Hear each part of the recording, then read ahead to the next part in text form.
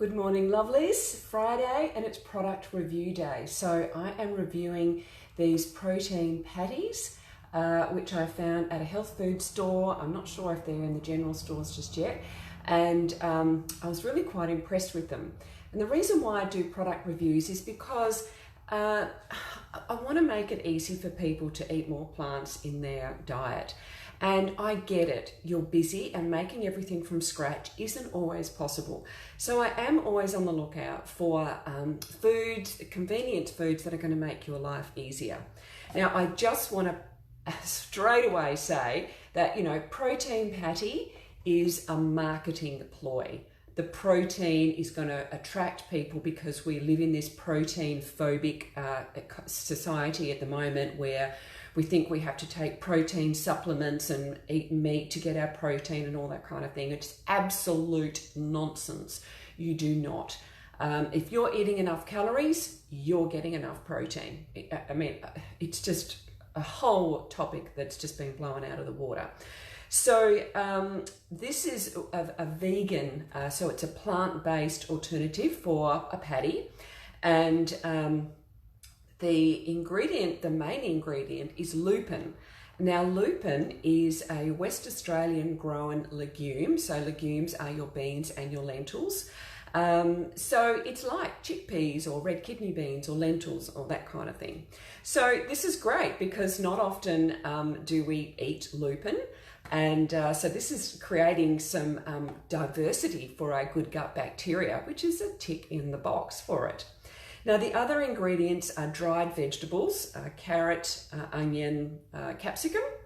There's chia seeds, garlic, psyllium husks, hemp seeds, flax seeds, some spices, that spices could be salt. I'd have to look into that a bit further, and I'll tell you why in a minute. Pea protein, which we don't need, but anyway, baking powder and coriander.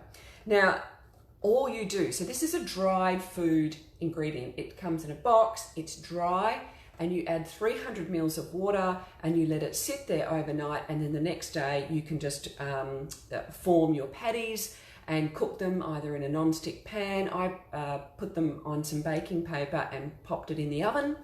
And I didn't add the teaspoon of salt, and I'm glad I didn't because the flavour was very intense.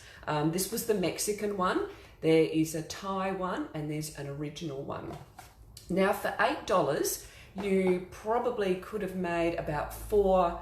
I think I doubled that, so I made little ones because I wanted people to try them. But you could probably make, four decent sized ones, maybe even six.